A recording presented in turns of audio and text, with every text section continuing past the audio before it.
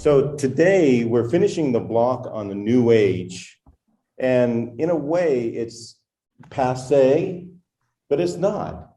I really dealt with the New Age a lot in the 90s when I was teaching at Ben Lippen and also at CIU, apologetics, and I collected all these books and I read up everything that I could, and then it just kind of went into the background.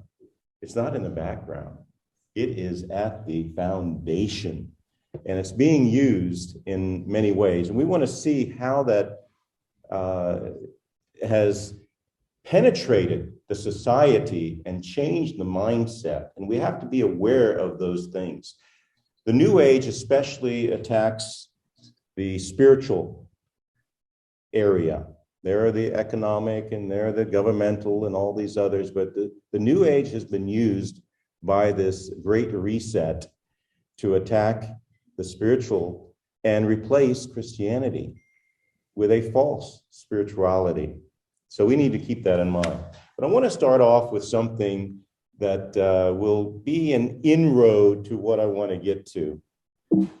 And that's looking at something that you have experienced. The slap heard around the world. I didn't watch this, but it came up right away in some kind of Twitter or something like that, and it intrigued me because first I thought, yes, if his wife was denigrated, disregarded, or had dishonored, then it should be. The whole culture that we came out of years back was to honor your wife and to stand up for her honor. And so I thought, yeah. And then that was quickly quieted. And now he's on 10-year, not probation, but dismissal. He can't be a part of that. And, what happened? And then he issued an apology, quite an extensive apology, and said he was wrong.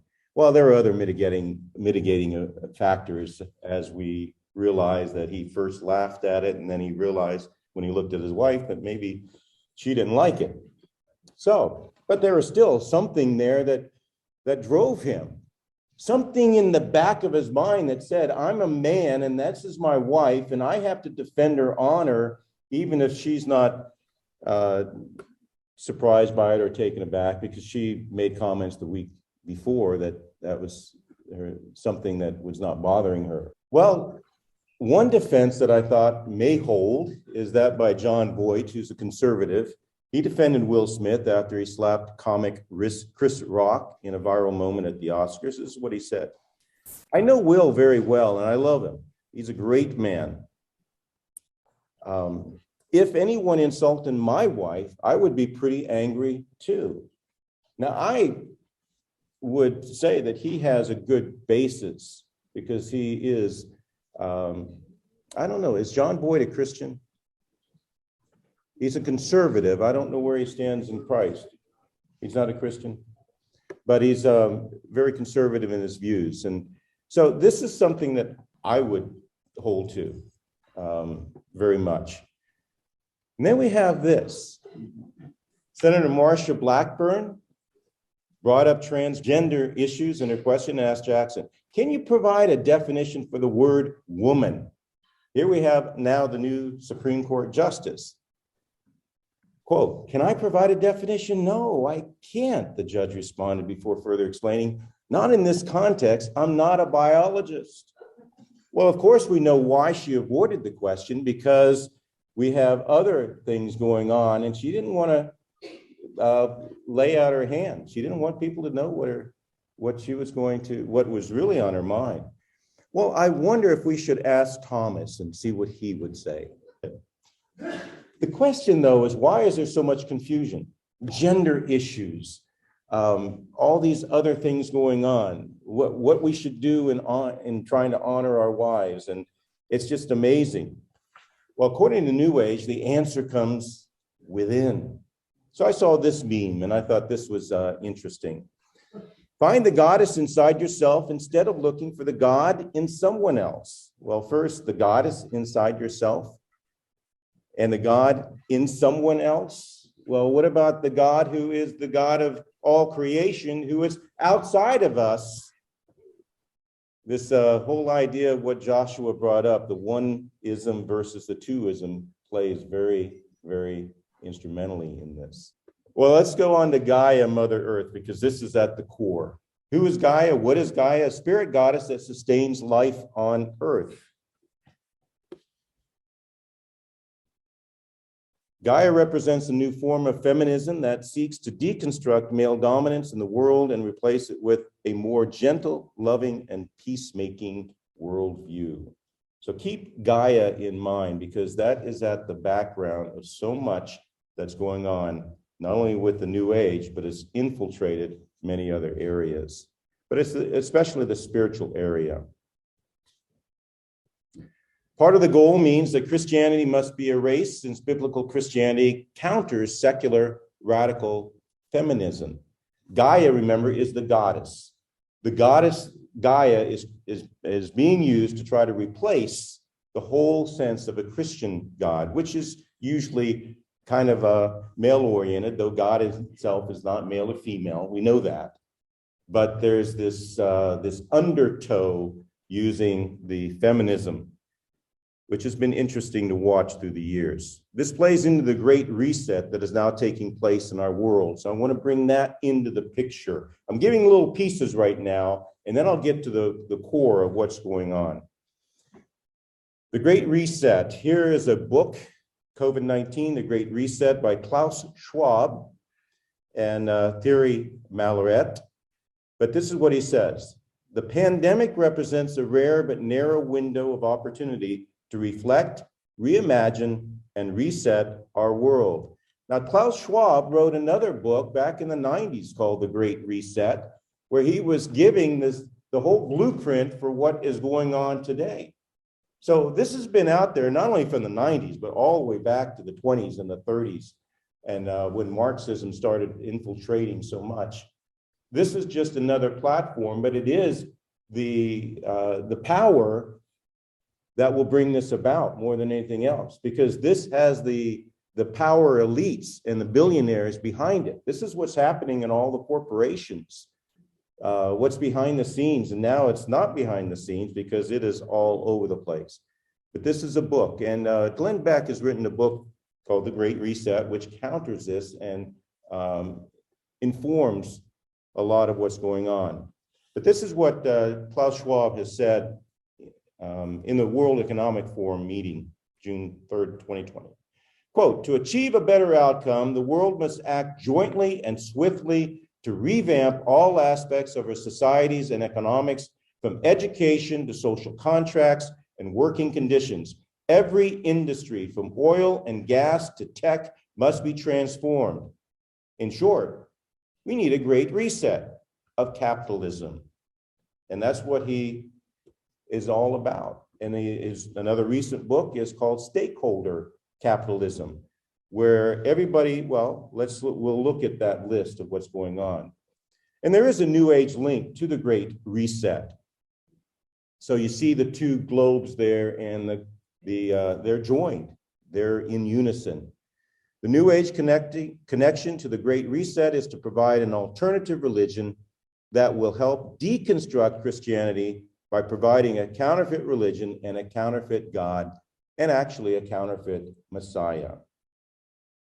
And it's been around, for the last 3 decades. It's been under foundational to so many things. Here is what one critic of the Great Reset has put down as some of the things that they see. I agree. 1, eliminate national sovereignty and independence. Globalism is the key.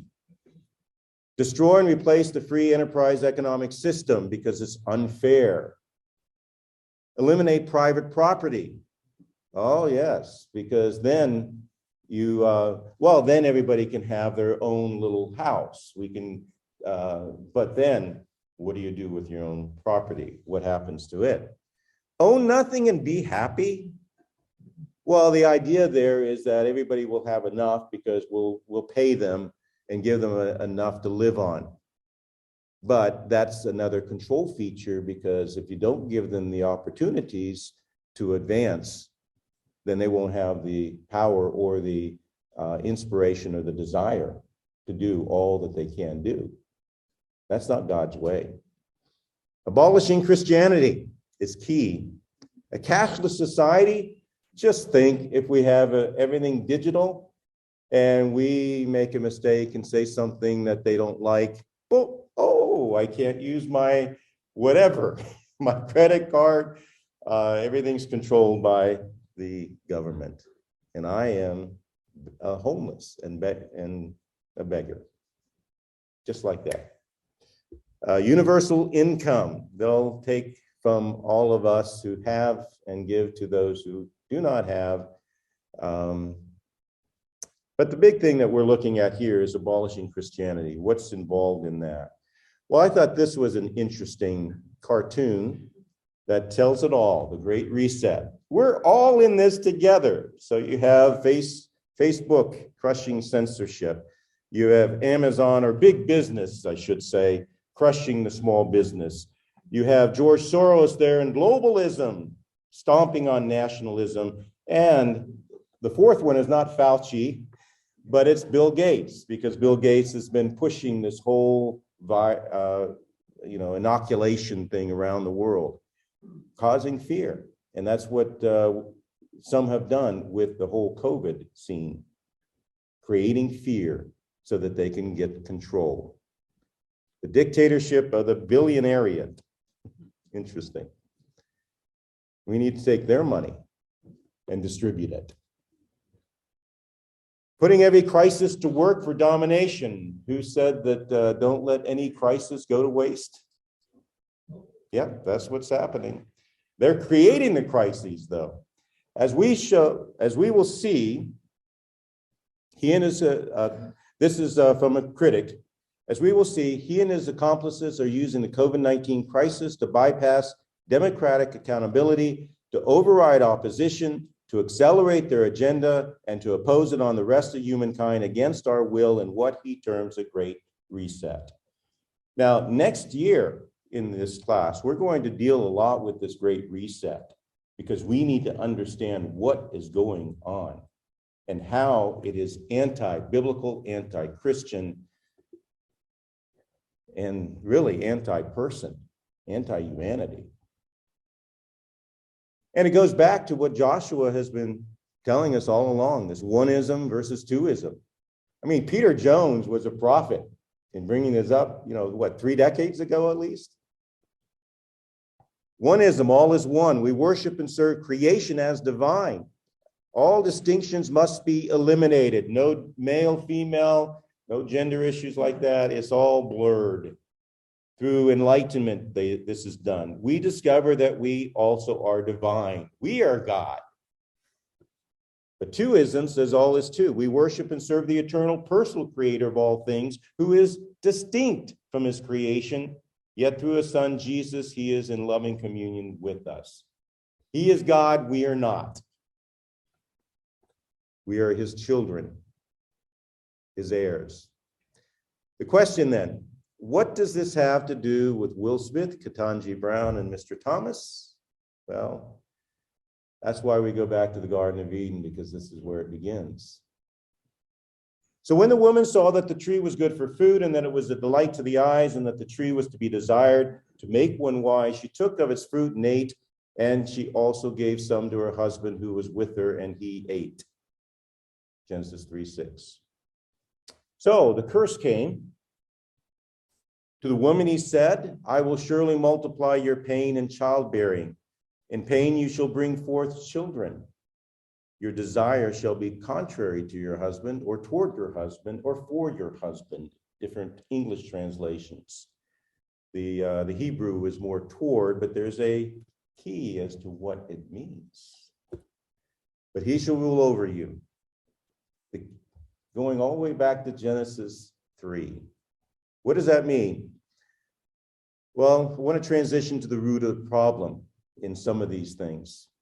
And I asked a foremost speaker in this area at the conference, met up with a woman named Nora Hale, H-A-L-E, and she worked at SES, and she's done a lot of speaking in this area of the problem. The woman's desire will be contrary or for or toward her husband. What does that mean? Well, she said, this means that the woman will try to please her husband in order to get his approval. That's one aspect of that, perhaps.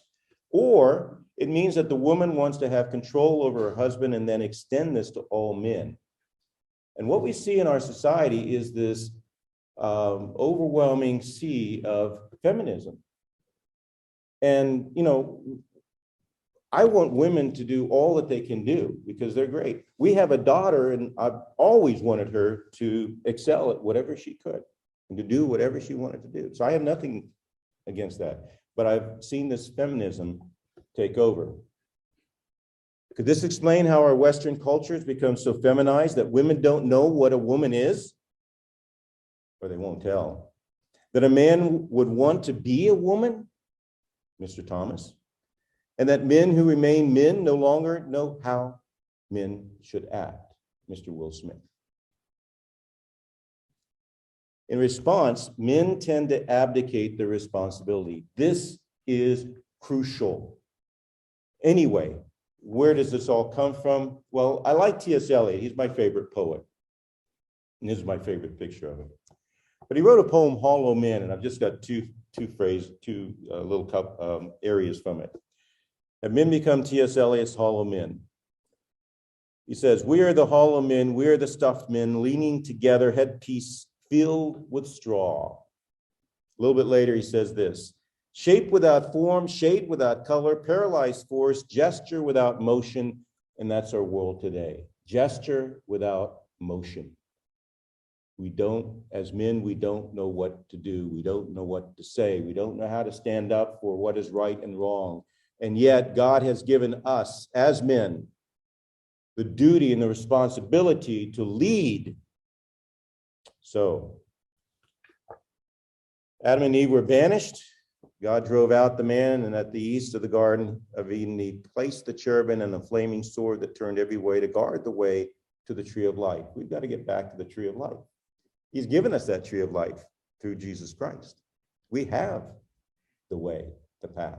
And others need to know. So let me just finish up with this development of Satan's religion of paganism, because that's what is being replaced or replacing Christianity.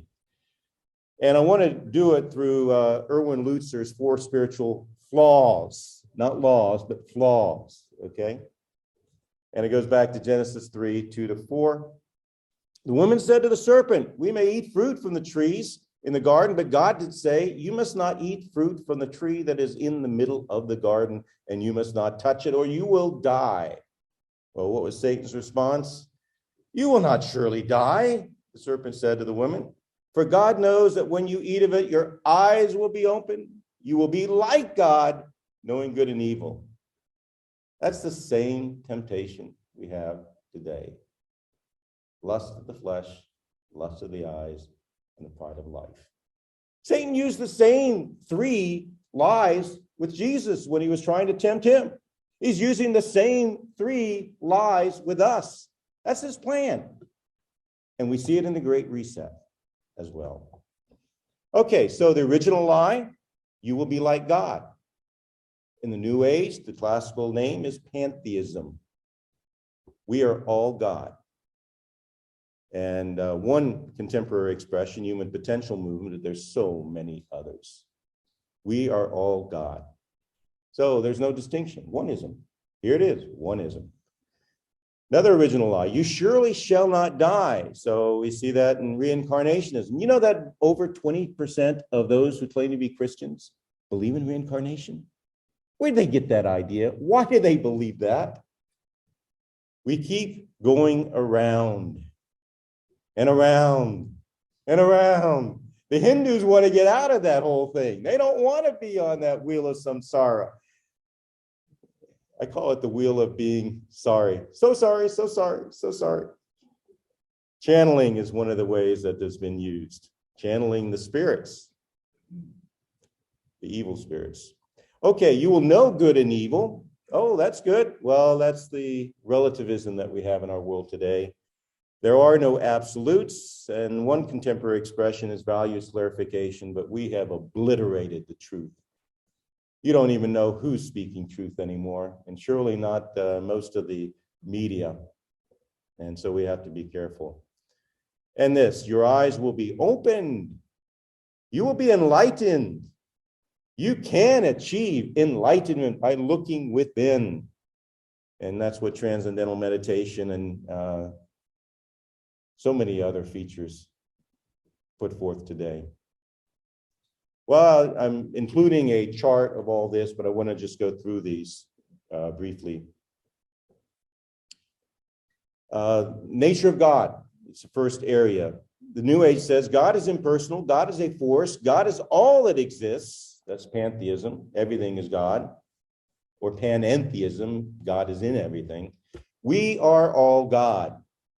So if you ever watch Shirley MacLaine and Out on a Limb, they did a movie. She was really into the New Age. At one point, she has her mentor there on the beach at Malibu, and he says, you must accept that you are God. And he says, I've got an exercise for you. Stand up and hold out your arms and say, I am God. I am God. And finally, he coerces her or cajoles her to do that. And she gets up there, I am God. Wait a minute. If I am God, who are you? And he says, I am God. He gets up, they face each other, and they chant to each other, I am God. I am God. Wow, that's where it's leading. We believe that we are God, and boy, are we so wrong. God is a personal, transcendent creator, fundamentally distinct from creation. One-ism versus two-ism, all the way through. Get Peter Jones's books. Nature of the world. New Age says all is spirit, consciousness, all is one. That's monism. All is one. There's no distinction. Well, that's permeating the Great Reset. Christianity says the world is created by God, immanent but also transcendent. Immanent but also transcendent. We have to keep that perspective.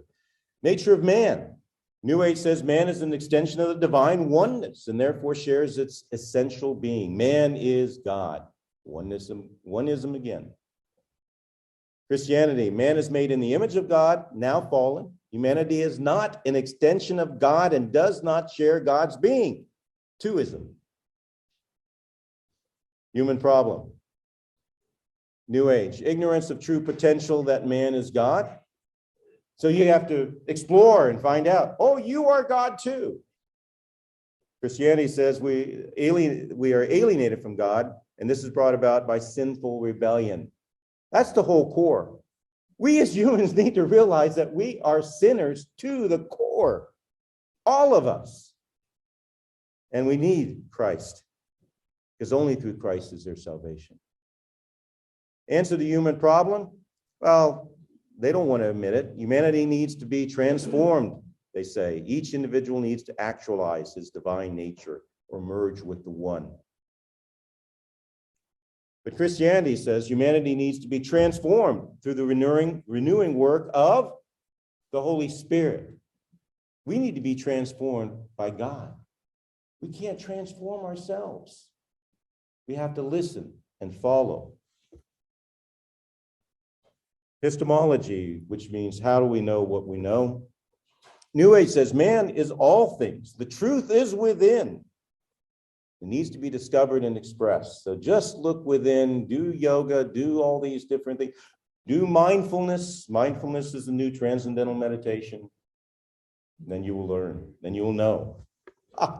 What do they find inside? A bunch of sinful garbage. Because that's what we are without God, without Christ. A bag full of garbage. Christianity says God is the source of all truth. Truth is revealed in the Bible. We have a truth dilemma in our society. And we need to help people wake up, because it is just so full of lies and lies. People don't even know what the truth is anymore. And so they're throwing up their hands and saying, how can we know? Well, we can tell them how they can know. Death. New Age says death is an illusion. There's all this belief in reincarnation, entrance to the next life. I can't understand how somebody who would call themselves a Christian and then say that they believe in reincarnation. Because the Bible is very clear. Death only occurs once, and after that, the judgment. That's Hebrews 9:27. Death is the entrance to either eternal heaven or hell. And these people need to know that when death comes, and if they are outside of Christ, they are not going to like the result, because they will not be coming back. They will not have another chance. This whole life is their one chance.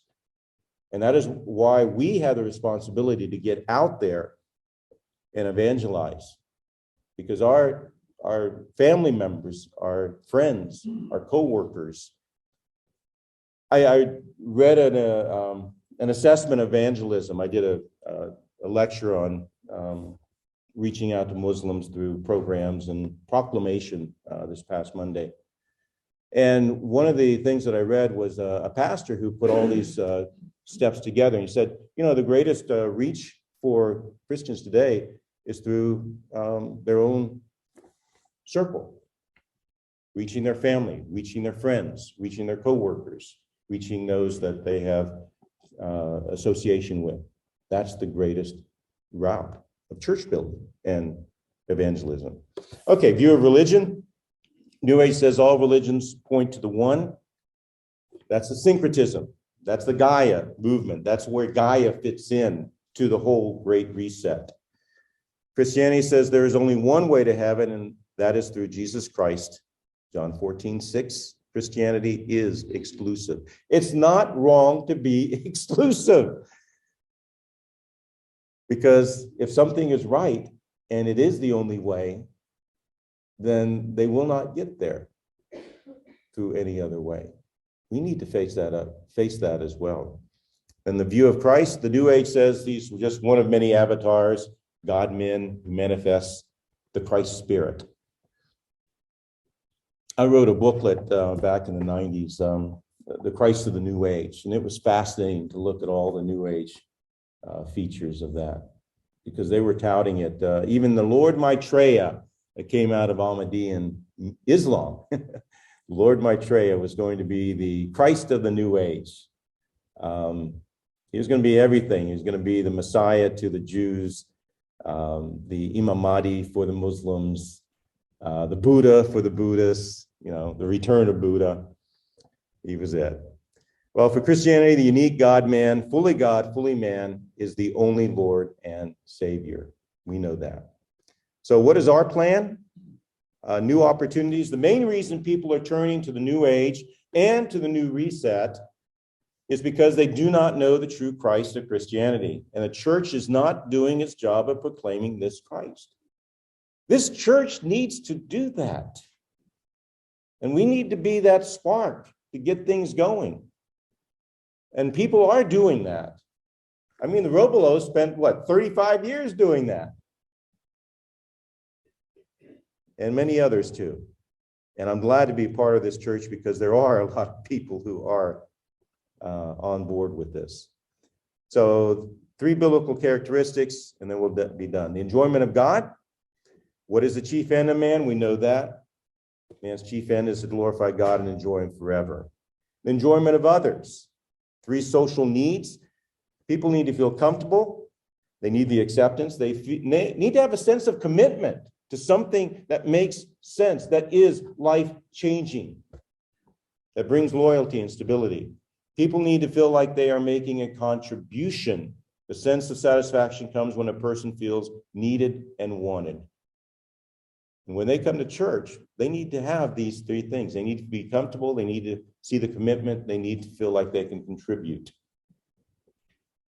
And the enjoyment of the word. But his delight is in the law of the Lord, and on his law he meditates day and night. So the effectiveness of your witness to a New Ager or to a person in the New Reset will largely be measured by how well you incorporate these characteristics in your life. And there's one word for that, and that's joy, J-O-Y. What does it spell? Well, put it together, Jesus first, the J.